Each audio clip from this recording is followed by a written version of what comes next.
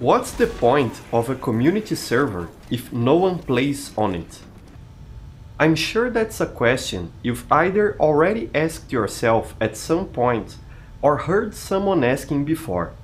After all, over the years, there's been a bunch of community projects started on TF2, and it isn't uncommon to find players talking about how this or that community project is dying or has already kicked the bucket. One that often comes to mind when discussing such matters is crators.tf, which, despite still having quite a few regular players and a pretty successful crowdfunding campaign, considering how niche TF2 is nowadays, people still say it is a dead project, because there are a bunch of crators.tf servers that never fill up and remain empty most of the time. Players have this tendency to equate empty servers to something that isn't productive or useful, and at first glance that makes sense. Why bother to keep hosting servers if no one is connecting to play on them? That's even how some community server providers also operate. They will only open servers in regions in which they find a strong player demand. If that demand isn't there and people simply don't join the servers, they eventually get shut down or moved to another more populated region.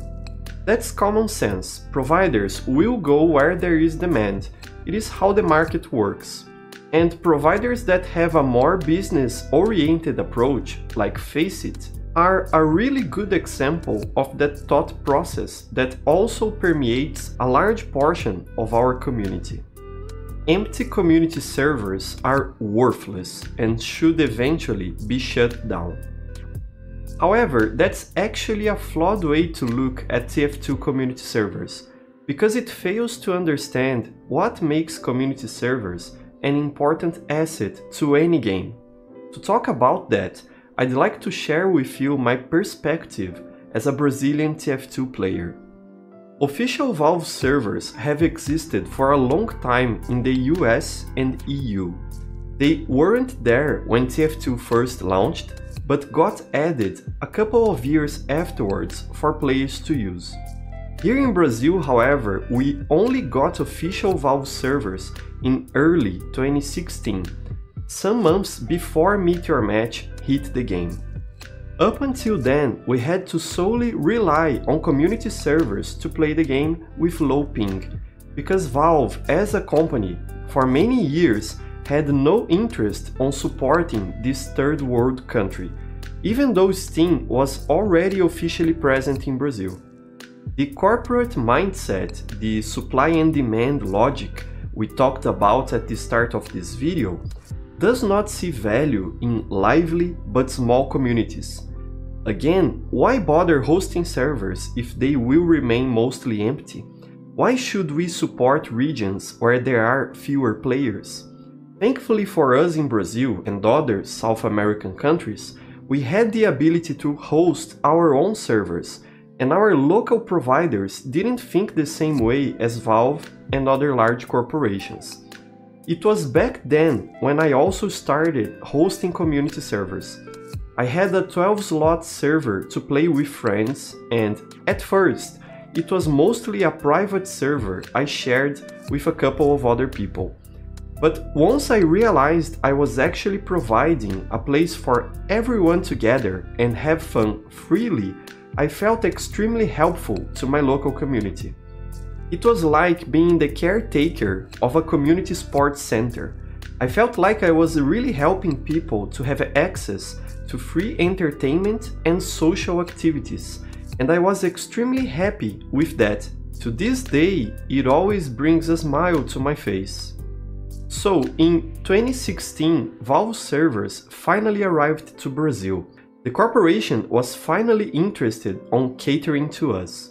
However, with that change, most people stopped playing on community servers, because they weren't needed anymore.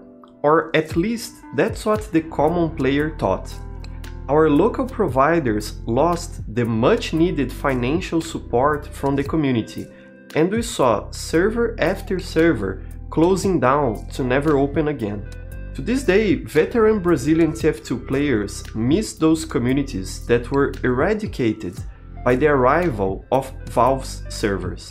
Because I hosted from my own money, back then I didn't have a crowdfunding project yet, and also because my costs weren't that big, I only hosted one server with 12 slots, I kept my server running. But it was very sad to see the server empty because people, for whatever reason, preferred to play on Valve servers.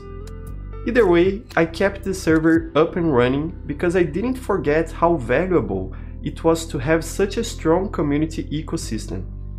If it weren't for that, we wouldn't have had where to play the game for so many years. The year was still 2016, and a couple of months later, Meteor Match was released for TF2. People weren't able to directly connect to Valve servers anymore, as they used to, and instead they had to queue for casual mode. The problem was that queues sucked hard. The matchmaking system didn't work properly at launch, at least down here, and it would either take more than 30 minutes to find a match, or you'd get placed in another region on the world and suffer with the high ping. Also, after each match you had to get back to the queue, you weren't allowed to keep playing on the same server, and that meant waiting another 30 minutes or more, and maybe even get put in a server in the middle of Europe for whatever reason. It was rubbish. That lasted a couple of months until Valve sorted things out and turned casual mode into what we have today. But in that meantime, players had to resort to other places to properly play TF2. That's when I saw players coming back to my private server, and in huge numbers. I had to increase the available player slots to accommodate everyone, and even with that, the server was full almost constantly throughout the day.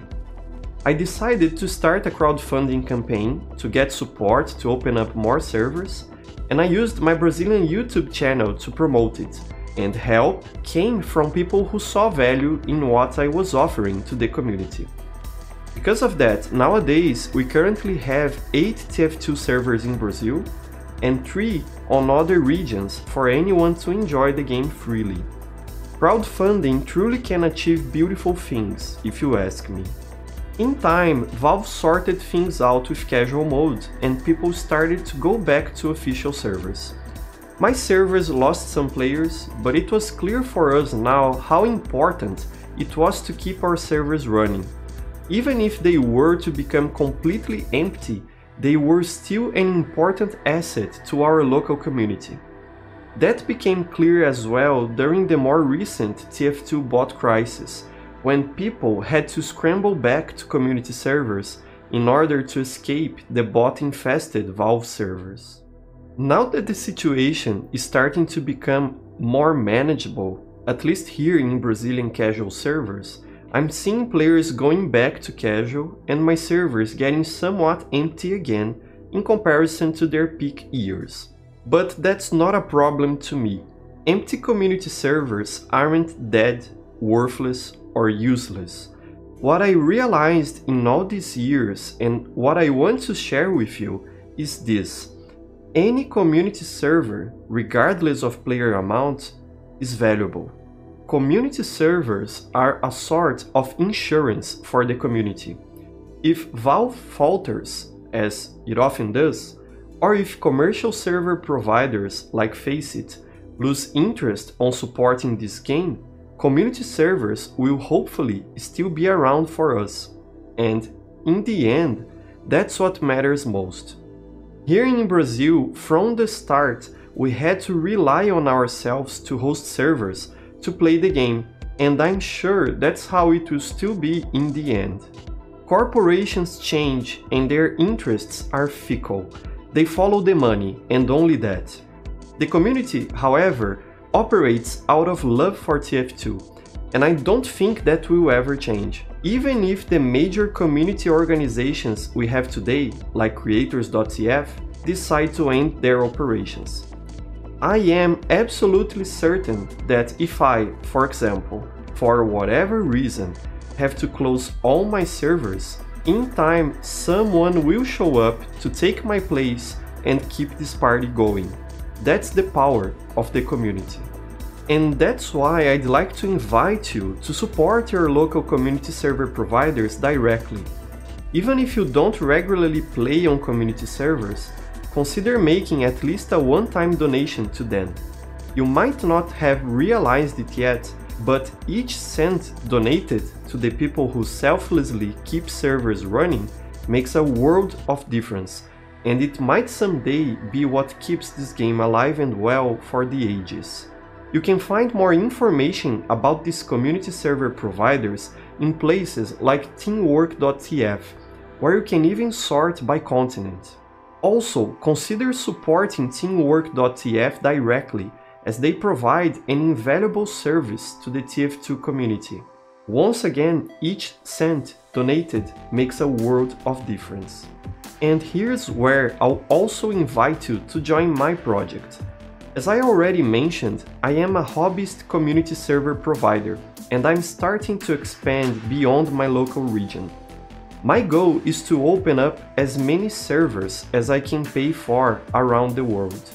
As long as I have the resources to do so, I will not stop. If you want to check what regions I currently support, take a look at this video's description or join our Steam group. If you feel like supporting my work, you can do so by watching the ads on my videos, sending super chats during my streams, or by becoming a member on this YouTube channel. For people in the memberships program, I offer special perks like reserved slots on all my servers.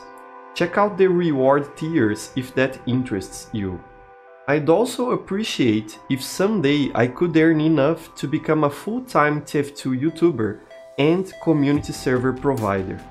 Being able to continuously support this community would be a dream come true to me, and I'll be forever grateful to you if you decide to join me on this effort. And even if you don't, I'm already happy you had enough interest on this matter to listen to all I had to say. You are already supporting me. Thank you so much. And remember, community servers are a valuable asset to the TF2 community, even when they remain empty.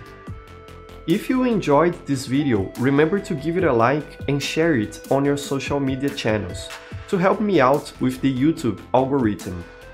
I'm also interested on hearing from you in the comment section below. It is always nice to read about your thoughts and feelings about the video subject. If you want to see more videos from me, feel free to subscribe and stay tuned to your subscription feed. I hope you stay well, and I'll talk to you next time. Bye bye.